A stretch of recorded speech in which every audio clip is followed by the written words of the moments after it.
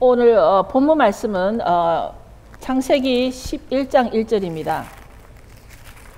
창세기 11장 1절은 성경 전체를 창세기 1장에서 10절까지와 11장에서 그 나머지 전체를 나눌 수 있을 만큼 아주 중요한 절기긴 하지만 11장 1절에 찾은 줄 믿고 봉독해 드리겠습니다. 온 땅의 구음이 하나요 언어가 하나이었더라. 우리 이때로 돌아가고 싶지 않습니까? 온 땅이 구음이 하나요 언어가 하나이었더라. 하나님은 이 땅의 죄 때문에 하늘의 물과 땅의 물을 가지고 이 땅을 한번 휩쓸었습니다. 홍수라는 그 사건으로 이 땅을 한번 휩쓸었습니다. 그런데 노아의 의로움을 보시고 노아와 그 가족을 방주로 들어가게 함으로써 하나님의 구속을 또 보여주시는 것이기도 합니다. 노아의 의로움, 왜 노아더러 의로웠다고 했을까요? 나중에 보면 뭐 술도 거나하게 드시고 이렇게 좀 정신 없으시도 하기도 했는데 하나님은 왜 노아 보고 의롭다고 했을까요? 이것을 보더라도 아마도 노아가 이전에는 술을 전혀 먹지 않다가 그날 갑자기 마셔서 그런 것도 아닌 것 같고, 그런데 역시 우리의 행위로 인하여 우리가 의롭다 아니면 불의하다라고 하지 않는다라는 것을 알 수가 있습니다. 노아의 의로움에 대해서 노아는 에녹으로부터 창조주 하나님에 대해서 배웠고, 노아가 살아있을 때 에녹으로부터 하나님에 대해서 이미 배워서 하나님을 알고 있고, 에녹이 하나님과 동행한 것처럼 그것을 배워서 노아도 하나님과 동행을 했고, 에녹의 딸을 노아의 아내로 맞이한 사건과, 그래서 하나님과 동행한 에녹같이 노아도 에녹의 카버링 안에서 하나님과 동행했기 때문에 의롭다라는 것입니다. 우리가 봉사도 많이 하고 저기 인도의 빈민촌에 가가지고 불쌍한 사람들도 모욕시키고 이렇게 많은 우리 행위로 해서가 아니라 하나님과 동행했기 때문에 의롭다라는 것입니다. 근데 방주에 들어갈 때는 분명히 의로운 노아와 그 가족들과 짐승들이었는데, 짐승들은 정결한 짐승은 7쌍씩 들어갔고 부정한 짐승은 몇 쌍씩 들어갔죠? 2쌍씩 들어갔습니다. 7대입니다. 그럼 그 방주 안에는 그 정결한 짐승이 훨씬 많은 거죠. 5마리씩이나 더 많은 거죠. 그래서 근데 그 창세기 10장 31절을 보면, 먼저 우리가 11장 1절을 본문으로 택했지만 10장 31절을 보면, 이들은 셈의 자손이라 그 족속과 방언과 지방과 나라대로였더라. 이들은 노아 자손의 족속들이요 그 세계와 나라대로라. 홍수 후에 이들에게서 땅의 열국 백성이 나뉘었더라. 그렇게 하고서 12장 1절에 그 땅이 구음이 하나요 언어가 하나였더라. 그러니까 말을 하자면 지금은 이제 노아가 아라랏산에 정착을 해가지고 이제 퍼져 나와가지고 그 결론적으로 사람들이 이제 그 메사에서부터 스발로 가는 길이 동편산까지 다 흩어졌습니다. 그렇게 해서 그때에 노아 자손의 족속들이 세계로 다 흩어졌고, 홍수 후에 이들에게서 땅의 열국 백성이 되었더라. 열국 백성. 그러니까 땅이 나눠지면서 열방이 된 것입니다. 열방. All nations. 그때 나라는 열국으로 나눠지면서 이 그 노아의 후손들이, 셈의 자손들이 노아의 후손이 되면서 열국으로 흩어졌지만 나라는 열나라로 나눠졌지만 언어는 하나였습니다. 그래서 11장 1절에 온 땅의 구음이 하나요 언어가 하나였더라. 제가 오늘 여러분하고 하고자 하는 말은, 오늘 제 설교는 어쩌면은 주객이 전도된다 그러나요? 제가 본문에 이것을 했는데 나중에 좀 다른 그 사건이 나올 것 같습니다. 근데 제가 항상 궁금해했던 부분이 뭐냐면은 이방인이라는 단어였습니다. 그래서 이방인이라는 단어를 제가 그거 다음 사전에 들어가 가지고 보니까 한문으로 이렇게 찾을 수 있는 걸 이제야 찾았어요. 그런데 여기서 보면은 열방의 시작이 여기서부터 나오는 걸 알 수가 있습니다. 10장 32절에 보면 열국 백성이 나뉘었더라. 그래가지고 여기서 보면 영어로 보면은 from these the nations 열방이 나옵니다. 근데 열방의 시작 여기서부터인데 열방과 이방의 차이를 이제야 알아야겠는데요. 이게 우리 한국말로 하면은 그러니까 한국말로 번역이 all nations가 열방이 됐고 또 젠타일이 이방으로 돼 있는데 이 영어로 젠타일이 어떻게 이게 사전에 나와 있는지 이거에 대해서 우리는 타칭해 볼 필요가 있습니다. 실제로 우리가 말하고 있는 그 열방, all nations는 이게 창세기 10장 32절에 열국 백성이 나뉘어졌다 해서 처음 나옵니다. 그러면 열방이라는 단어를 제가 들어가 봤습니다. 그랬더니 여러 나라들을 열방이라고 불렀습니다. 그럼 이방은 무엇인가? 이방은 다른 나라라고 돼 있었습니다. 그 사전에, 한문사전에. 그럼 여러분은 열방인입니까? 이방인입니까? 이 부분에 있어서 우리 자신이 클리어해야 될 문제가 있기 때문에 이거에 따라서 나와 하나님과의 관계가 달라집니다. 우리는 열방인입니까? 이방인입니까? 우리가 한국말로 뜻을 그대로 풀이하자면 열방은 여러 나라이고 이방은 다른 나라입니다. 내가 열방인인가 이방인인가는 누가 결정하냐면 내가 결정하는 겁니다. 내가 결정합니다. 남이 나를 결정하지 못합니다. 유대인들이 자기들만이 선민이고 유대인 외에는 전부 다 이방인이라고 말한다고 해서 내가 그 말에 동조할 필요가 없다라는 것입니다. 내가 열방인이냐 이방인이냐는 내가 선택하는 것입니다. 어차피 우리는 모두가 노아 자손의 구속속입니다. 모두가 노아 자손으로부터 시작이 되고 그 세계와 나라대로 홍수 후에 이들에게서 땅의 열국 백성이 나뉘었다. 우리가 모든 것에 뛰어나지만 우리라는 말은 우리 한국 사람들 말합니다. 적어도 이 방에 있는 사람들 말합니다.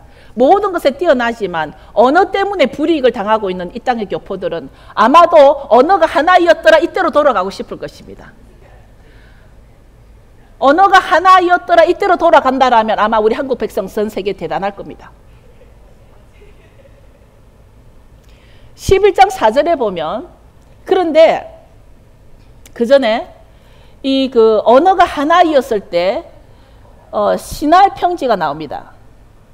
여기에 보면 11장 2절에 보면 그들이 시나이 평지를 만나 거기 거하고 이제 그 시나이 평지 그 골짜기에서 이제 거기 머물렀댔는데 이 시나이 평지에서 어떤 사건이 일어나죠. 이 사건이 뭐냐면 3절에 서로 말하되 벽돌을 만들어 견고히 굽자하고 이에 벽돌로 돌을 대신하여 역청으로 진흙을 대신하고 4절에 말하되 자 성과 대를 쌓아 대 꼭대기를 하늘에 닿게 하여 우리 이름을 내고 온 지면에 흩어짐을 면하자. 여기서부터 성을 쌓는 사건이 나오는데요. 그럼 적이 누굽니까? 성을 짓는 이유는 뭡니까? 적으로부터 보호받기 위해서지 않습니까? 그렇죠? 성을 쌓는 이유는 적으로부터 내가 보호를 받기 위해서 성을 쌓는데 이 사건에 누가 적이기에 이 사람들이 뭡니까 아이 놀랬잖아. 이 사람들이 성을 쌓냐고. 적이 누구냐고. 여기서 보면 11장 4절에 우리 이름을 내고 뭡니까? 우리 이름을 내고 온 지면에 흩어짐을 면하자. 그러면 이 사람들의 적은 누구라는 것입니까? 성을 쌓는 인류 최초의 지금 성을 짓는 사건이 나옵니다. 인류 최초의 집에 담이 생기는 사건입니다. 이것이. 인류 최초의 담을 지어서 구분하자는 것인데 지금 이 사람들이 결국 이 사람들이 뭐냐면 우리 이름을 내고 온 지면에 흩어짐을 말하자. 그러니까 지금 모든 인류는 그때까지 오직 한 이름밖에 없었습니다. 여호와 하나님밖에 없었는데 이 사람들이 시나이 평지에서 성을 쌓는데 누구 이름을 내냐면 하나님의 이름을 내는 것이 아니라 우리 이름을 내고 성을 쌓자. 그렇다면 이 성을 쌓는 대적은 누굽니까? 하나님인 거죠. 처음으로 노아 이전에는 이제 뭐 죄가 많았기 때문에 홍수로 한번 휩쓸고 난 뒤에 지금 이 니므랏이, 지금 이 사건의 주인공은 니므랏이지만 이 사건의 주인공이 무슨 짓을 하냐면 지금 성을 쌓는다는 것입니다. 누가 훔치러 오는 사람도 없고 그때는 누가 공격해 오는 사람도 없는데 누구로부터 공격을 방어하기 위해서 성을 쌓는지. 오늘 이 사건은 우리 심령에도 바벨탑이 있기 때문에 제가 오늘 이 본문을 택했습니다. 그리고 7, 8절에 보면 우리가 내려가서 거기서 그들의 언어를 혼잡케 하여 그들로 서로 알아듣지 못하게 하자 하시고 여호와께서 거기서 그들을 온 지면에 흩으셨더라. 온 지면에 흩으셨는데 이 온 지면에 흩으시면서 흩었으니까 여러 나라가 됐으니까 열방도 되고 흩었으니까 다른 나라니까 이방도 됩니다. 근데 10장 32절에 보면 이들은 노아 자손의 족속들이요 그 세계와 나라대로라 홍수 후에 이들에게서 땅의 열국 백성이 나뉘었더라. 그런데 이때는 하나님께서 땅의 열국 백성이 됐을 때는 열방이 되지만 하나님이 온 백성을 흩고 난 뒤에부터는 이방인이 된 것입니다. 다른 나라가 된 것입니다. 언어가 달라졌습니다. 언어가 달라져서 이방인이 된 것입니다. 근데 계시록 11장 2절을 한번 가보겠습니다. 이 이방인에 대해서 이방인이 누구냐면 열방과 이방인의 그 차이점은 계시록 11장 2절에서 어떻게 끝이 나냐면 성전 밖 마당은 청량하지 말고 그냥 두라. 이것을 이방인에게 주었은즉 저희가 거룩한 성을 42달 동안 짓밟으리라. 이 42달은 하나님의 계산으로는 언제 얼마간인지 우리는 알 수가 없습니다. 하루가 천년 같고 천년이 하루 같은 하나님의 계산으로는 이 42달이 얼마간인지는 알 수는 없습니다. 그러나 우리는 대충은 알고는 있습니다. 즉 이방인은 마지막 때에 하나님께서 성전 밖 마당에도 들여다 놓지 않는 자들입니다. 그렇다면 우리가 단지 유대인이 아니라는 것만으로 우리를 이방인이라고 해야 할까요? 그것이 아니라는 것입니다. 다시 원수가 쌓은 담을 허물고 우리가 한 마음으로 한 언어로, 그러니까 하나님이 이 언어를 흩으시기 이전에 그 열국 백성일 때로 다시 돌아가서 한 마음으로 한 언어로 예수님께로 향할 때 우리는 나뉘어진 열국 백성인 것입니다. 우리는 그 이전으로 올라가야 된다는 것이죠. 우리는 이방인이 아니라는 것입니다. 하나님은 하나님을 믿고 따르는 자들에게는 열국이라고 말했지 이방이라고 말하지 않았습니다. 그런데 사람들이 그것을 이방인이라고 말했지 하나님은 우리 보고 열국이라 했습니다. 열방이라 그랬습니다. 이방인이라는 표현은 아마도 하나님을 대적하여 성을 쌓는 자들이었을 것입니다. 하나님을 대적하여 또는 하나님을 모르는 자들이 하나님이 그 적이 하나님이 되어서 성을 쌓다가 흩어짐을 당한 자들, 그들이 이방인들이 되는 것입니다. 인류 최초의 성을 쌓을 때 그 목적은 하나님을 대적하는 거였고 하나님은 처음부터 우리에게 담을 주지 않았습니다. 에덴 동산에서도 담을 지었다라는 말은 없습니다. 담을 주지 않으셨는데 우리가 담을 쌓은 것입니다.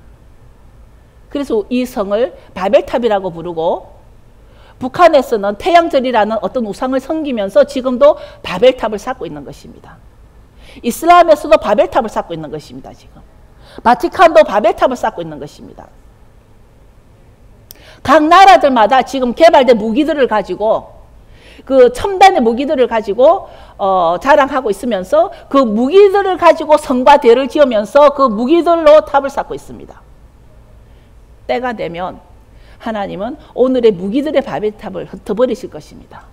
그 이전에 언어를 흩어버린 것 같이 오늘날 우리가 무기들로 각 나라들이 담을 쌓고 성을 쌓고 대를 쌓아서 하나님의 능력을 초월하고자 하는 자들의 마음을 흩어버리실 것입니다.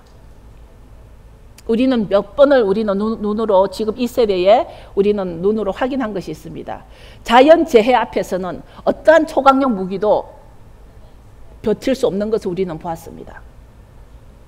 열국 백성은 예수님으로 연합하여 예수님의 뜻을 따르는 것이라는 것을 우리는 알아야 할 것 같습니다. 그것은 예수님이 기억하여 지키라고 하는 것은 지키는 것이고, 자손 대대로 지키라고 하는 것은 자손 대대로 지켜야 할 것이고, 하나님의 것을 인간의 지식의 잣대로 타협하지 말아야 한다는 것입니다. 이 성경 전체가 하나님의 것이라면 이 성경 전체를 지키는 것이지, 어떤 인간의 지식의 잣대로 이것은 시대적으로 없어진 것이고, 이것은 시대적으로 맞지 않는 것이고, 이것은 없어진 것이고 있었던 것이고, 이런 인간의 지식의 잣대로 하나님의 것을 타협하지 말아야 한다는 것입니다. 다시 말하면 하나님은 어떤 나라의 개념이 아니고 민족 개념입니다. 내 내면에 하나님께로 다가가기에 막힌 담이 있는지, 내 내면에 이 그 바벨탑을 지어서 바벨 성어로 인해서 우리가 내 이름으로 짓자, 그래서 하나님이 나의 원수가 되는, 알게 모르게, 나도 알게 모르게 내 적이 하나님이 되지 않는지, 그것은 내 속에 내가 하나님께로 나아가고자 할 때에 막힌 담이 있지 않는지, 그 막힌 담이 무엇인지 오늘 점검하기를 원합니다. 우리에게 분명히 있을 것입니다. 예수님이 주신 계명을 지키기에 다가가지 못하는 바벨탑이 분명히 있을 것입니다. 어떤 완벽주의적인 성격이 그럴 수도 있습니다. 또는 신학주의적이고 이기적인 마음, 전통성과 그 착각 속에서 내가 하나님 앞으로 다가가는 것에 그 어떤 담이 쌓여 있을 수 있습니다. 어떤 명예를 추구하고 억울함을 씻지 못하고 용서치 못하는 마음과, 나를 드러내고자 함과 나를 감추고자 하는 것, 나를 드러내고자 하는 것도 문제고 나를 감추고자 하는 것도 문제겠죠. 나를 자랑하고자 함과 교만함과 거짓 겸손, 이런 것들이 아마 우리 속에는, 저와 여러분 속에는 드러나지는 않았겠지만 있을 것입니다. 그것이 내가 하나님께로 다가가는 데에 막힘이 되는 담이라는 것입니다. 그것이 바로 바벨탑이라는 것입니다. 각자 이루 말할 수 없이 있겠지만, 특히나 비판과 정죄까지도, 우리가 너무나 쉽게 비판하고 정죄하는 것까지도.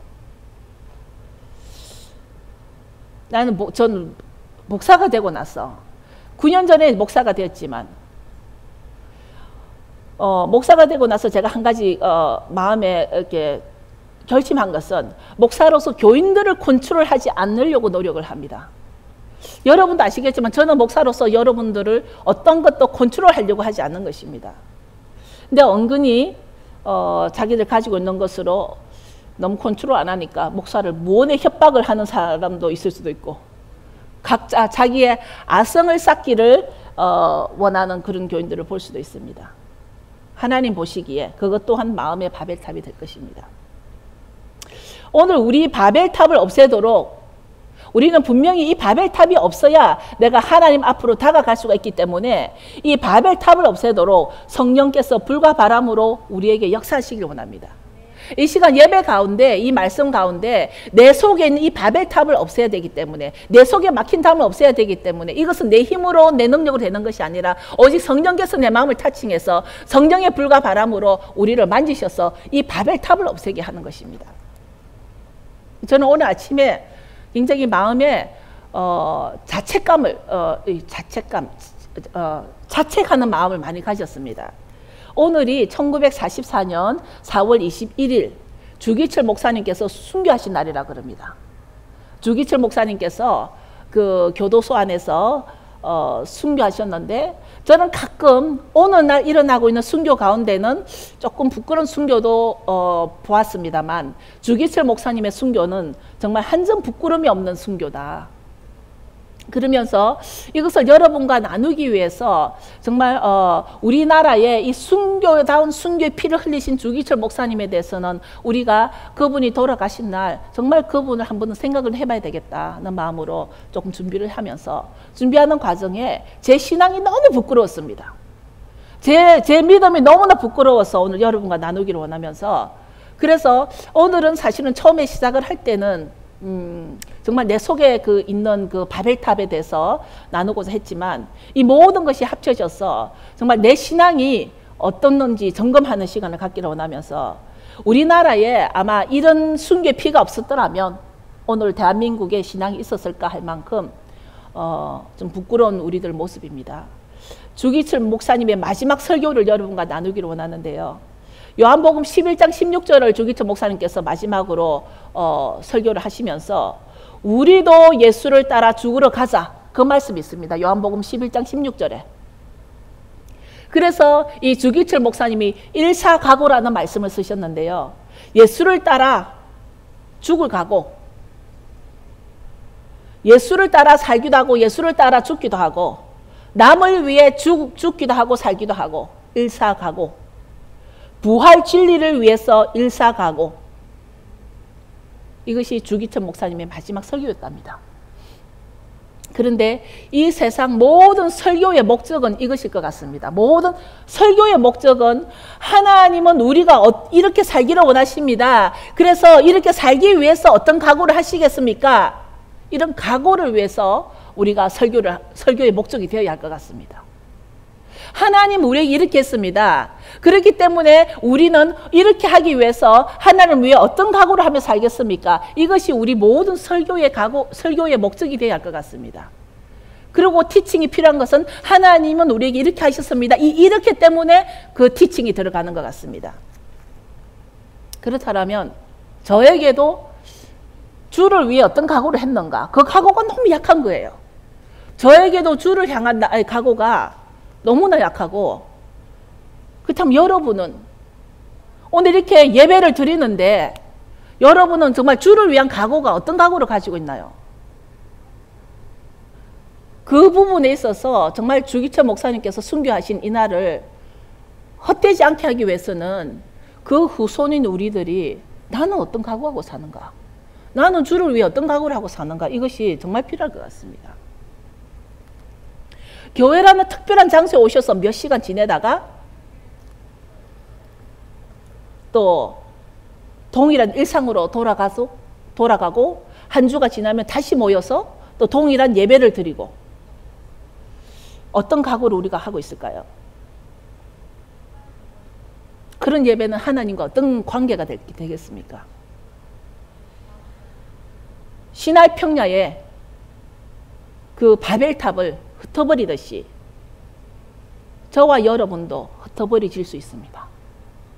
저와 여러분도 흩어버려질 수 있습니다. 우리가 가지고 있는 이 조그만한 것들로 나도 하나님보다는 나의 탑을 쌓는 것에 시간을 쓰고 있을 수 있습니다. 잘못된 예배는 이 예배를 통해서 나의 바벨탑을 짓고 있을 수 있습니다. 나의 약간의 불편을 주를 위해 겪는 것까지도 우리는 힘들어하며 이해타산적으로 계산을 합니다. 주기철 목사님의 기도는 이랬다고 합니다. 그 기도가 죽음의 권세를 이기게 하여 주옵소서. 그 10년을 형량을 받고 감옥에 있을 때 이 일본 경찰들이 고문은 칼로 찌르고 불로 이렇게 태우고 그 고난이 이루 말할 수 없었습니다. 점점점 그 죽음이 다가올 때 죽음의 권세를 이기게 하여 주옵소서라고 기도를 했다고 합니다. 그 다음에 장기의 고난을 견디게 하여 주옵소서. 이것이 한두 번에 끝나는 것이 아니라 그 몇 년 동안 감옥에 있는 동안 계속 그런 고문을 했기 때문에 이런 고문에 대해서 그 고난을 견딜 수 있도록, 저는 제가 이 말을 듣고서 너무 부끄럽고 마음이 제가 자책을 했던 게, 저는 그렇게 말을 한 적이 있었습니다. 마지막 때가 되면 나는 주를 위해 죽겠다고, 주를 위해 죽으리라 했습니다. 여러분, 주를 위해서 정말 한 방에 딱 죽는다는 것은 어렵지 않습니다. 아마 여러분들도 정말 고난 없이 정말 총 하나로 딱 죽는다든지 아니면 그거는 어렵지 않습니다. 그런데 이렇게 장시간 동안 감옥 속에서 정말 온갖 고난으로 겪으면서 죽음이라는 것을 눈앞에서 왔다 갔다 하는 것은 정말 고난 중에 고난일 것입니다. 한 걸음만 타협하면 이런 무서운 형벌을 면하고 상도 준다는 회유에 많은 목사님들은 넘어가는데 주기철 목사님은 양보하지 않았던 것입니다. 우리가 역사적으로 일본의 신사 참배 배후에 많이 동조했던 목사님들을 우리는 알고 있습니다. 그 목사님들에 대해서 말을 하고자 하는 것은 아니지만 한 발짝만 양보하면은 이런 그 고난을 겪지 않을 수 있었던 주기철 목사님께서는 오직 주님 때문에 양보하지 않았다는 것입니다. 그 다음에 기도가 노모와 처자와 교우를 주님께 부탁합니다. 하나님께 드린 게 이런 일화가 있었습니다. 주기철 목사님의 후손 중에서 아들이 아니고 손자 중에서 이런 말을 했다고 합니다. 주기철 목사님은 자기 할아버지를 원망했다고. 자기는 의의 면류관을 쓰겠지만, 순교의 면류관을 쓰겠지만 그 후손들이 고생한 것을 생각하면 그 자기의 순교의 면류관을 위해서 후손들이 이렇게 고생을 해야만 하는가, 이런 그 원망을 한 적이 있다는 얘기를 들었습니다. 그런데 이 주기철 목사님의 기도를 보면 노모와 처자와 교우를 주님께 부탁합니다라는 간절한 기도를 했다는 것입니다. 의에 살고 의에 죽게 하여 주옵소서. 즉 예수로 죽고 예수로 살게 하여 주옵소서. 내 영혼을 주님께 부탁하나이다. 옥중에나 사형장에나 내 목숨 끊어질 때 내 영혼을 받아 주옵소서. 이분이 그렇게 타협하지 않고 생활하면서 자기가 죽을 때 영혼을 하나님께 의지하는, 간구하는 기도를 드린 것입니다. 그리고 마지막 말은 따뜻한 숭늉 한 그릇 마시고 싶구려 오 주님 하고 돌아가셨다 그럽니다. 유명한 일화 중에 하나가 감옥에서 몸이 극도로 쇠약해서 일본 경찰이 주기철 목사님을 모시고 나가라고 했는데 그 사모님 되시는 오정모 사모님, 오정모 사모님은 두 번째 결혼을 하신 것입니다. 일본에 유학을 갔다가 주기철 목사님의 본래 사모님께서 병으로 돌아가시고 아이들 4명이 있는 그 집에 결혼을 하게 된 것입니다. 처녀로. 이 오정호 사모님께서는 감옥에서 순교해야 한다며 거절하였다는 것입니다. 남편하고 오래 살아보지도 않았었는데 그 시대에 아주 그 학력이 높으신 그 학교 선생님까지 하셨던 이 사모님께서 남편이 죽더라도 감옥에서 죽어야 돼, 순교해야 된다라는 것이죠. 그래서 일본 경찰이 데리고 가라는 것을 거절했다고 합니다. 순교 전날 오정모 사모는 주기철 목사님을 면회를 해서 어머니와 아이들은 내가 책임질 테니 목사님은 순교하시오. 목사님이 순교하셔야 한국 교회가 삽니다. 저는 주기철 목사님보다도 이 오정모 사모님의 이 신앙을 타칭 받으면서 정말 내 자신이 너무 벌레 같고 너무 나는 정말 신앙인이라고 하기에 부끄러운 마음이었습니다. 많은 교인들이 신앙과 민족을 동시에 저버렸을 때에 주기철 목사님과 오정모 사모님은 한국 교회를 살렸다라고 저는 설명할 수 있습니다. 이분들이 한국 교회를 살린 것입니다. 신사참배 결국 우상숭배했지 않습니까?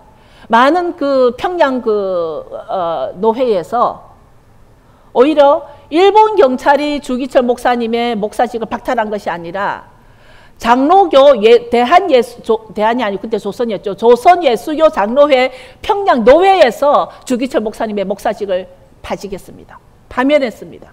한국 사람들이. 오정모 사모가 그러고 나서 1년이 안 돼서 오정모 사모도 그 유방암에 걸려서 돌아가셨는데 그 사모가 죽기 며칠 전에 장교 2명이 와가지고 김일성 장군이 보냈다면서 상자 2개를 가지고 왔더랍니다.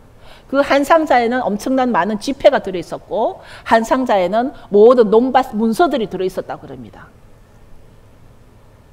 그런데 오정모 사모님께서 선물 받기 위해 순교한 것이 아니기에 받을 수 없다며 공손하게 돌려보냈다 그럽니다. 그 순교의 면류관을 아시기 때문에 이 땅의 것을 받지 않겠다라는 것이죠. 그래서 그때 옆에 있었던 그 막내 주광조라는 분이 그렇게 원망을 했다고 그럽니다. 그것을 받지 그랬는데 그것을 끝까지 받지 않았다는 것입니다. 주기철 목사님의 신앙이 존경스러운 이유는 일제의 신사참배를 거부하고 반대운동에서 10년형을 선고받고 복역 중에 순교했다는 것인데 그때 동양의 예루살렘이라고 불렀던 평양에서 오히려 주기철 목사님을 더 힘들게 했다는 것입니다. 신사참배 거부로 일본이 아닌 한국 사람의 장로교 교단에서 면직했다는 것. 저는 이 신사참배에 대해서도 할 말이 굉장히 많고, 제 친구 중에 서울의 금재단 선교회를 인도하고 있는 친구가 이 신사참배에 대해서 장로교 회개를 촉구하는 운동을, 서명운동도 하고 몇 년 전에 많이 하다가 지금 굉장히 압력에 의해서 활동을 하지 않고 있습니다.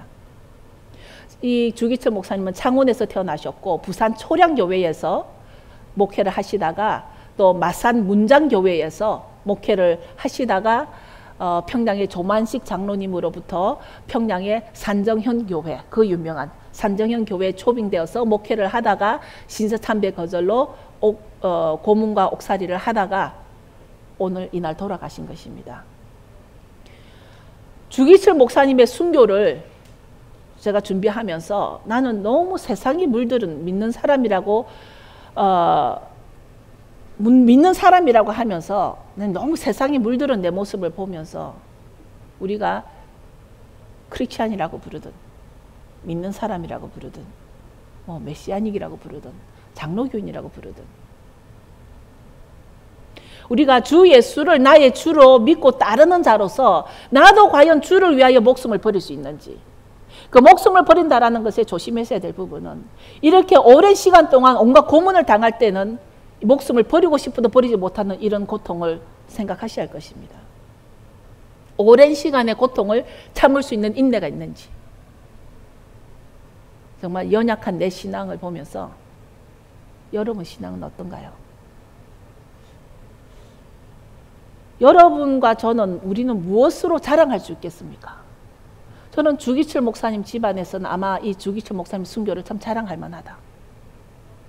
저와 여러분은 무엇으로, 신앙이 무엇으로 자랑할 수 있을까요? 정말 예배가 하나님 앞에 드리는 예배임에도 불구하고 예배를 예배답게 드리지 않는 여러분 모습 볼 때 주기철 목사님에게 온갖 회유가 있었지만 뜻을 굽히지 않았던 그 주기철 목사님, 죽음을 면하려고 믿음을 버리지 않았던 목사님, 이 부분에 있어서 점검하기를 원합니다. 우리 스스로 생각해 보기를 원합니다. 제가 오늘 기억하고 있었던 것도 아닌데 우연히 알게 됐습니다. 주기철 목사님의 69주년, 순교 69주년이 오늘이라는 것을, 그리고 오늘이 선대라는 것을 너무 타이밍이 맞아서 이 시간을 주기철 목사님의 순교를 빌어서 저와 여러분들이 기억해야 할 것은 내 신앙이라는 것입니다. 내가 부끄럽지 않는지. 주기철 목사님은 마지막 설교에서 주님을 버리고 100년을 산들, 1000년을 산들, 그것은 삶이 아니라고 설교했다는 것입니다. 주님을 버리고 우리는 주님보다도 내 할 일이 더 급하고 주님보다도 내 할 일이 더 중요한 오늘날 살아가면서 당장 눈앞에 주님이 보이지 않으니까 주님보다 내 일이 더 급하다는 내 신앙을 보면서 요즘 삼성에서 사람의 뇌에 칩을 넣어서 조종하는 일이 이미 시작됐다고 합니다. 사람의 뇌에 칩을 넣는 것. 한국에서 일어나고 있는 적그리스도 일들이 얼마나 많은지 일일이 나열하지 않아도 싸이가 부르는 뭐 이상한 새로운 노래 배경에는 너무나 그 일루미나티나 프리메이슨 이런 그 사인들이 적나라하게 드러나서 아예 적나라하게 드러내놓고 이제는 적그리스도의 활동들이 판을 치고 있는 이때, 개인적으로 하나님 저에게 며칠 전에 이제는 하나님께서 한국을 흔드실 것이라는 것을 주셨습니다. 주를 향해 굽히지 않는 주기철 목사님의 신앙이 우리를 통해서 회복되기를 원합니다. 제가 오늘 제 설교 본문보다도 주기철 목사님을 향한 시간을 더 많이 할애하고 싶었습니다. 왜냐하면 우리가 아무리 본문에 설교를 본론 결론 서론을 아무리 잘해서 설교를 한다 할지라도 내 신앙이 하나님 앞에 어떤 이런 그 담이 막혀 있다라면 그 담을 허물어야 할 때가 온 것입니다. 더 이상 지체할 수가 없기 때문이죠. 왜냐하면 그때가 오면 우리가 말하고 있는 종말 그 종말의 때가 오면은 하나님께서는 그 언어를 흩어버리신 것과 같이 우리도 흩어버리질 수 있기 때문에 이제는 내가 하나님 보시기에 여러분들이 몸이 여기 앉아 있지만 정말 여러분의 마음까지도 앉아 있는지, 여러분의 온 신앙까지도 여기 앉아 있는지, 이런 부분이 너무나 중요하다는 것입니다. 어느 교회에 어떤 예배를 드리든지 간에 내가 어떤 각오로, 여러분 각자에게 주를 위한 각오가 무엇인가, 한번 그런 각오를, 아마 처음 우리가 맨 처음에 그것이 10년 전이든 20년 전이든 맨 처음에 정말 우리가 예수님을 만났을 때는 내가 주를 위해서 이렇게 살리라는 각오는 한두 번 했을 것입니다. 점점점 시간이 가면서 세상은 아무 일도 없어지고 세상은 더 편안해지고 더 맛있는 음식과 더 즐거운 시간들에 빠지면서 그런 각오는 점점점 흩어져 버리고 이제는 우리는 시계가 왔다 갔다 하는 것처럼 교회를 왔다 갔다 함으로써 우리는 일상 속에서 주님을 찾는 그런 신앙인이 되어버린 것 같습니다. 아니면 우리 그 지식의 잣대를 가지고 자꾸만 비난과 정죄하는 데에 우리는 많은 시간을 쓰고 있지 않는지, 이것이 옳고 저것이 그르고 그것이 문제가 아니라는 것입니다. 내가 주님을 향해서 내가 어떤 각오를 하고 살며 주님을 위해서 사는 건지 주님을 위해서 죽을 수 있는 건지, 이것이 아주 기본적인 신앙이, 북한에서 탈북하신 어떤 그 분 중에 고백이 이것입니다. 자기는 하나님 하자도 들어본 적이 없지만 자기가 그 교도소에서 그 고문을 받고 나왔을 때 한 여자가 정말 다 흩어져 죽어가는 여자지만 눈빛만은 살아있어서 하나님이 계신데 뭐가 두렵냐라는, 그럴 때 하나님이라는 그 한 단어만을 가지고 이 사람이 하나님을 만났다라는 얘기를 들었습니다. 우리는 뭐 많이 몰라서 하나님을 모르는 것이 아닙니다. 하나님이라는 단어 하나만 알아도 우리는 하나님을 만날 수 있습니다.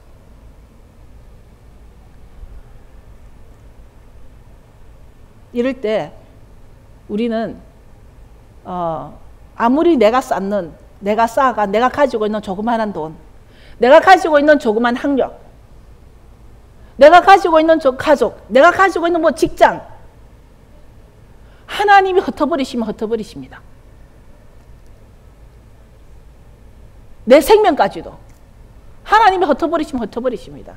내가 아무리 좋은 홍삼을 먹고 아무리 좋은 걸 먹었어도 하나님이 흩어버리시면 흩어버리십니다. 아시겠지만 그걸 다 체험한 사람입니다. 하나님이 저를 왜 이 자리 이런 데 세우고 왜 한국 가서 이렇게 설교를 하게 하냐면 저에게 그런 경험을 다 하게 하셨기 때문입니다. 하나님 앞에 무엇으로 우리를 내놓을 수 있을까? 우리는 주를 위해서 살아갈 수 있는 각오가, 일사각오, 정말 살고 죽고 하는 각오, 이것이 정말 우리는 점검해야 할 것 같습니다. 여러분 이 시간 다 일어서시고요. 이 시간은 주기철 목사님과 오중보 사모님을 생각하면서, 그분들 생각하면서 우리의 신앙을 그분들에 비추어서, 그분들 우리 대한민국 사람이었고 우리 대한민국의 믿음의 선배고 그분들로 인해서 지금 대한민국이 그나마 살아가고 있는데 어느 날 대한민국에 이런 분이 왜 없을까? 지금 대한민국 너무나 힘든 가운데 주기철 목사님 같은, 오정모 사모님 같은 이런 분이 다시 대한민국에 태어날 수 있도록, 바로 우리가 그런 사람들이 될 수 있도록 기도하길 바랍니다. 각자가 통성으로 기도하시기 바랍니다. 오늘은 정말 애통하는 마음으로, 가슴을 찢는 마음으로 기도하시기 바랍니다. 여러분들이 가슴에 얼마나 이 바벨탑을 그냥 조용히 넘어지지 않습니다. 여러분 마음속에 있는 바벨탑은 여러분의 애통하는 마음으로 통성으로 기도하겠습니다.